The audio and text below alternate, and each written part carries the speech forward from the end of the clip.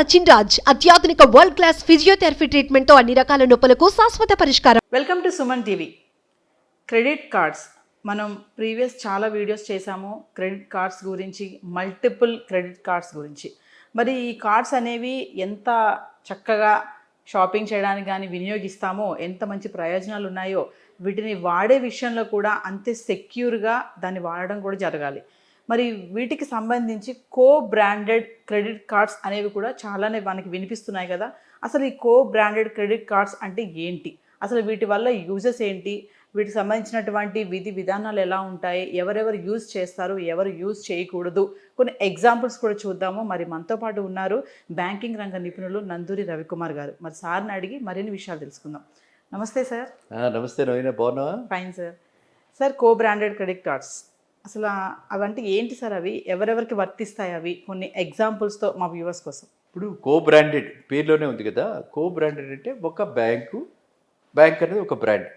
Suppose axis bank ఉంది, axis bank, state bank, ICICI bank, HDFC bank, ఇవన్నీ కూడా brands. 4 బ్యాంకులు లీడింగ్ బ్యాంక్స్ మనం చెప్పుకున్నాం. ఈ బ్రాండ్స్ ఇంకో బ్రాండ్ తోటి ఇంకొక top players, HPCL, BPCL, IOC, petrol, మనం ప్రతినిత్యం వాడేది పెట్రోల్, అలాగే షాపర్ స్టాపు, లేకపోతే మనకి ఏవైతే షాప్స్ ఉన్నాయో రిలయన్స్, ఇలాంటి వాటన్నిటితో కూడా బ్రాండెడ్ వీళ్ళిద్దరూ కలిసి ఒక కార్డు తీస్తారనమాట. అంటే బ్యాంకింగ్ ఏమిటంటే ఆల్రెడీ మనం రిలయన్స్కి లోన్ ఇచ్చి ఉంటాం. సో రిలయన్స్ వాళ్ళు మన కస్టమర్స్, షాపర్ స్టాప్స్ వాళ్ళ ప్యాంట్లు వాళ్ళకి లోన్ ఇచ్చి ఉంటాం, వాళ్ళు మన కస్టమర్స్. కాబట్టి వాళ్ళకి బ్రాండింగ్ తోటి ఏమిటంటే వాళ్ళ ప్రోడక్ట్ని ప్రమోట్ చేసిన వాళ్ళు అవుతాం. అందువల్ల ఏంటంటే ఇలాంటివి మనకి లాస్ట్ 5-6 ఇయర్స్ నుంచి కూడా చాలా ఇలాంటి కార్డ్స్ మార్కెట్లో వస్తున్నాయి. అది మార్పులు కూడా చేర్పులు కూడా జరుగుతున్నాయి. అంటే ఒక్కొక్కరితో ఒక్కొక్క రకమైనటువంటి బ్రాండింగ్ తోటి వాళ్ళు బ్రాండింగ్ ఇద్దరితో చేస్తున్నారు. కార్పొరేట్స్ ఇప్పుడు ఏంటంటే ఇదివరకు అలా రిటైల్ రెవల్యూషన్ ఉంది కంట్రీలో it's fast growing India. We should be very happy అలాంటి కంట్రీలో. కాబట్టి రెండు సంస్థలతోటి ఒక కార్పొరేట్ అలాంటి కార్డ్స్ ఇస్తున్నాడు. ఈ కార్డ్స్ వాడటంలో పర్టికులర్లీ ఈ కార్డ్స్ వాడటంలో మామూలు కార్డ్స్ వాడినప్పుడు 100 రూపీస్కి 1 పాయింట్ రివార్డ్ పాయింట్ వస్తే, ఇలాంటి కార్డ్స్ వాడినప్పుడు 100 రూపీస్కి 2 పాయింట్స్ వచ్చేవి. ఓకే, అలా 200 రూపీస్కి 5 పాయింట్స్ వచ్చేవి. అంటే అలా 10,000 రూపీస్కి క్యాష్ బ్యాక్స్ వచ్చేవి. అలా వేరియస్ ఫెస్టివల్ సీజన్లో క్యాష్ బ్యాక్ ఇస్తారు. ఫెస్టివల్ సీజన్లో ఎడిషనల్గా ఒక 5% ఇస్తారు డిస్కౌంట్. సో మన గతంలో ఒకసారి చెప్పుకున్నప్పుడు క్రెడిట్ కార్డ్స్ గురించి చెప్పుకున్నప్పుడు ఎవరుకున్న సంవత్సరానికి సరిపడా ఒకేసారి కొన్న వాళ్ళు కూడా ఉంటారండి అనుకుంటాం. సో అలా యూటిలైజేషన్కి ప్లాన్ చేసుకుంటే ఈ బ్రాండెడ్ కార్డ్స్ ఎక్కువ సేవింగ్స్ ఇవ్వడానికి అవకాశం ఉంది. మామూలు కార్డ్స్ కంటే ఎక్కువ సేవింగ్స్ ఇవ్వడానికి అవకాశం ఉంది. సపోజ్ మనకి ఎస్బీఐ ప్లాటినం కార్డు ఉంది, దానిలో సేవింగ్స్ 500 రూపీస్ అవుతాయి అనుకుంటే, ఈ కార్డుకి వెళ్తే మనకి మినిమం 750 రూపీస్ అయ్యే అవకాశం. అంటే 50% మోర్ సేవింగ్స్. కార్డు వాడుతూ కార్డుకి ఇదివరకట్లాగా మిగతా కార్డ్స్ లాగా వీటికి కూడా maximum 50 days credit period, free credit period, no interest will be charged, free credit period ఉంటూ ఆ ఇంట్రెస్ట్ సేవింగ్ అలాగే ఉంటూ రివార్డ్ పాయింట్స్ ఎక్కువ ఎర్న్ చేసేందుకు వీలైనటువంటివి, సౌలభ్యమైనటువంటివి బ్రాండెడ్ కార్డ్స్. ఓకే, క్లారిటీ ఉంది కదా. సో ఆ ఒరిజినల్ కార్డుకి ఏవైతే బెనిఫిట్స్ ఉన్నాయో ఆ బెనిఫిట్స్ అన్నీ దీనికి కూడా ఉంటాయి. ఏవి మనం చెప్పుకున్న ఇన్సూరెన్స్ బెనిఫిట్ కానీ, మనం చెప్పుకున్నటువంటివి కార్డుకి ఎడిషనల్గా ఇన్సెంటివ్స్ వచ్చేవి కానీ, ఇవన్నీ దీనికి కూడా ఉంటాయి. కానీ ఈ కార్డ్స్ వాడేటప్పుడు ఒకటి మాత్రం అందరూ గుర్తుంచుకోవాలి, కార్డు వెనకాతల సివివి అని ఉంటుంది. మీరు ఇప్పుడే కార్డు వాడినప్పుడు, పర్టికులర్లీ ఇంటర్నెట్లో కార్డు వాడినప్పుడు మనం ఈ సివివి ఇచ్చేసామంటే కొంచెం రిస్క్లో పడతాం అనమాట.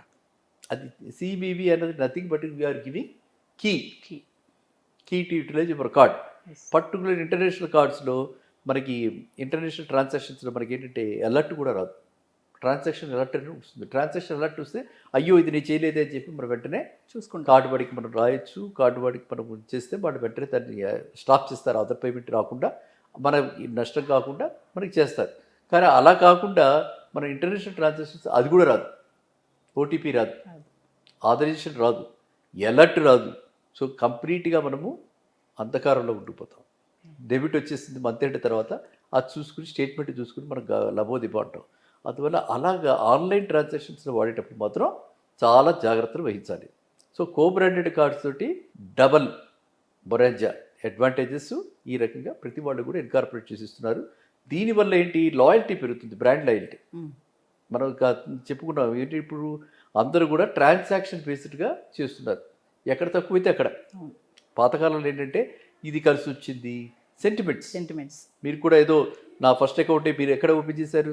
నాది ఎస్బీఐ సార్, ఫస్ట్ ఎస్బీఐ. కానీ ఇప్పుడు ఐసిఐసిఐ కస్టమర్ అవును. కదా, ఇప్పుడు లాయల్టీ లేనట్టే. Yes. సో చాలా మందికి ఏంటంటే ఆ సెంటిమెంట్ ఉంటుంది. Yes. నేను ఎస్బీఐతో ఉన్నాను, జర్నీ చేశాను, మా తాతగారు ఎస్బీఐలో ఓపెన్ చేయించారు, అలాంటి సెంటిమెంట్ ఫీలింగ్ తోటి చాలా మంది కంటిన్యూ అయిపోతుంటారు అనమాట, లాయల్టీ ఉంటుంది. Okay. ఇప్పుడు ఏంటంటే we have become little practical, చాలా ప్రాక్టికల్గా అయిపోయారు జనాలు, రోజు రోజుకి ప్రాక్టికల్గా అయిపోయి ఎక్కడ సర్వీస్ బాగుంటే, ఎక్కడ అడ్వాంటేజెస్గా ఉంటే, ఎక్కడ బెనిఫిట్స్ ఎక్కువగా ఉంటే, బెనిఫిషియల్గా ఉంటే అక్కడికి వెళ్ళిపోతారు.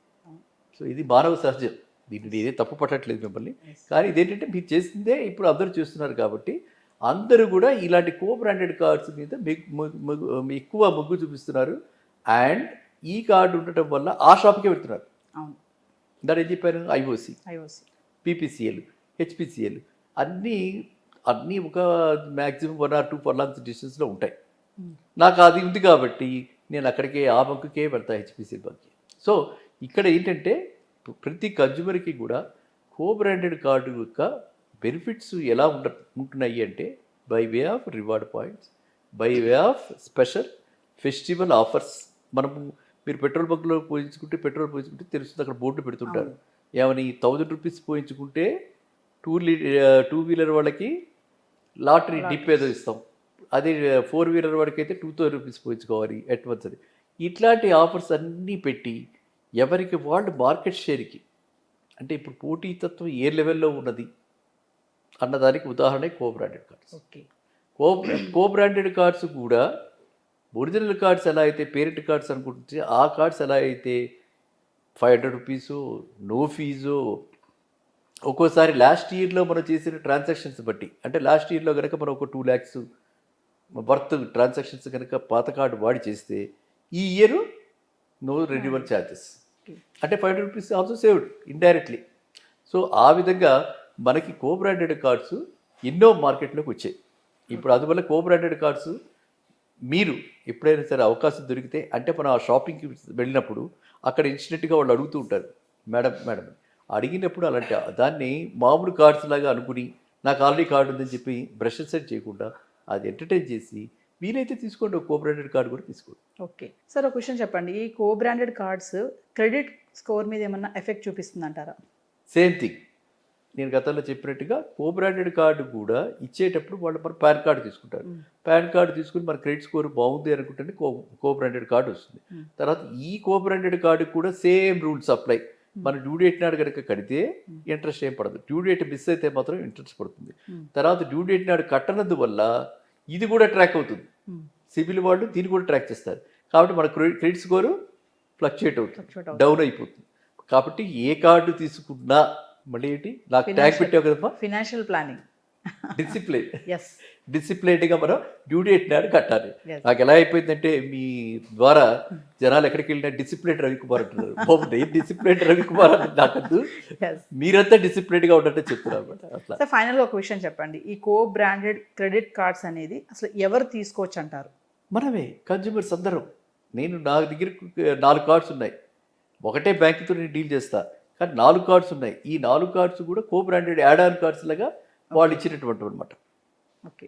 సో ఆ కో బ్రాండెడ్ కార్డ్స్ ఉన్నాయి కాబట్టి నేను వీలైనంత వరకు మ్యాక్సిమం కో బ్రాండెడ్ కార్డ్స్ని వాడతా. ఓకే. అక్కడ కనుక యాక్సెప్టెన్స్ అంటే అక్కడ కనుక ఏమీ లేదు ఎడిషనల్గా దీనికి అంటే మామూలు కార్డు వాడతా, లేకపోతే ఈ కార్డే వాడతా అనమాట. ఓకే. సో అందువల్ల ఏంటంటే మనం ఎక్కడ ఏది వాడుకోవాలి అన్నది కూడా మనం కొంచెం నాలెడ్జ్ పెంచుకుంటే మనకి gains by way of savings. ఏం savings? Reward point savings, interest. మన ఇంట్రెస్ట్ ఎలాగో అన్నిటికీ ఉంటుంది, రివార్డ్ పాయింట్ సేవింగ్స్ ఎక్కువ ఉంటుంది. రివార్డ్ పాయింట్సే కాకుండా ఇలాంటి ఆఫర్స్ ఉంటాయి. సో అవి రెండు మనసులో పెట్టుకుని మనం ఈ కార్డు వాడాలి. సో ఓవరాల్గా ఈ కార్డ్స్ ఏదైనా మల్టిపుల్ క్రెడిట్ కార్డ్స్ అయినా కో బ్రాండెడ్ అయినా ఫైనల్గా చూసుకుంటే ఫినాన్షియల్ డిసిప్లిన్గా వెళ్తే ఏ కార్డ్ అయినా వాడచ్చు. దాన్ని ఎలా వాడుతున్నారు, దాన్ని ఎలా పేమెంట్స్ కూడా అలాగే జాగ్రత్తగా చేసుకుంటే ఇట్స్ ఆల్ క్లియర్ అంటున్నారు. నమస్తే సార్, థ్యాంక్ యూ.